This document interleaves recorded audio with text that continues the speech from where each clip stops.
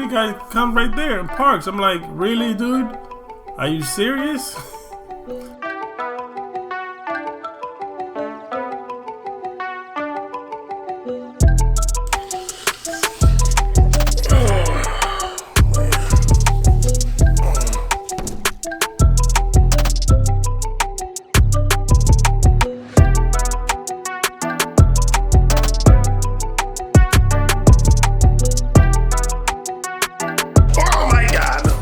Snow for the first time this year, and I have a parking space.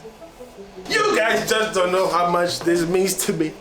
I've been dreaming of the opportunity to get a snowstorm and I can go out with the Jeep. In New York City, I couldn't do that because if I leave the parking spot, then I will not get one back. And to get into a parking spot with a rear-wheel drive car is gonna be almost impossible. So I couldn't do it.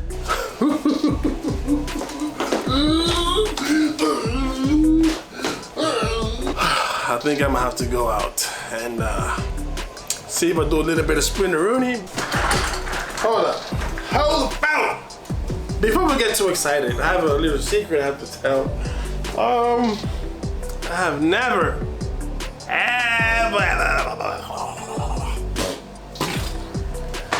drifted my G35. I know, I'm in the Hall of Shame with G35. I'm like a virgin that's discovering everything for the first time. And the gravy on top is, I don't have a shovel. So if I go out there and I get stuck, I'm literally gonna be stuck. All right, let's do it.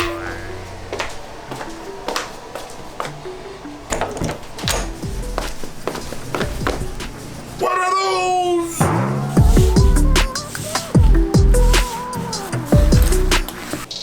And just like that is another day. What happened was, I was getting dressed, right?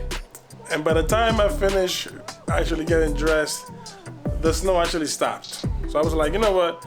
I did that before throughout the day. Let me just wait until it picks up again and then I go out. But fortunately, look at that.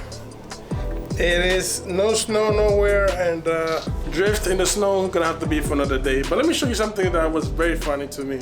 In my last video, I did a passerby, right? Like a flyby, and I didn't notice when I was editing, but there was a homeowner that got freaked out, and I found this so funny. Well, let me show you. All right, so here you guys are. We're inside my computer. Here, what's happening in this clip is I chose this specific spot for a reason. It's because it was lonely, meaning that I never saw nobody walking or idling or messing with their cars. So I get there and the first thing that comes up is this guy.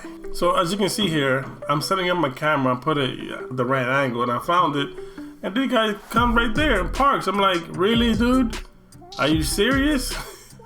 So he comes, he looks at the camera, he looks at me, and then he sees me go, and he's pretending to go. Look at, then he stops.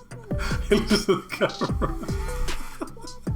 He's like, wait a minute, what is going on here? Now, I'm not too far away. I'm looking for a spot to do a U-turn so I could come by and do the flyby, but this guy's like right there. Like, exactly what I didn't want. He's a person in my shot. He's like, oh, weirded out. He's looking at the camera again. He's like, he can't believe it. He's like completely lost. I'm like, I don't know what in the world to do with this. The guy's turning around. He left his camera put it right in my house. So he stands there. He hears me and he sees me coming. I'm like, he's peeking. I'm like, oh yeah, he's coming back. So he's like, he goes to the edge. I'm guessing, so I don't see him. So he's waiting to see, like, what am I gonna do? And then here he sees me passing by, and then I'm guessing he put two and two together. It's like, oh, he's recording his car. And mind you, I don't blame nobody for acting like that. If I have a house, right, and somebody put a camera where my family is at, of course I'm gonna be curious and aware and want to know what's going on, right? Because that's my family. But I just didn't notice it. And it's weird because I picked that spot because it was lonely.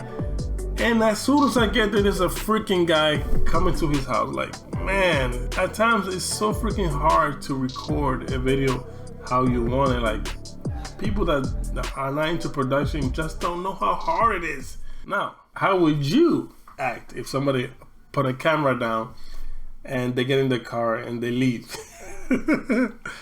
Suspicious? I would say, but let me know in the comment section down below. Until next time, God bless. Stay prayed up.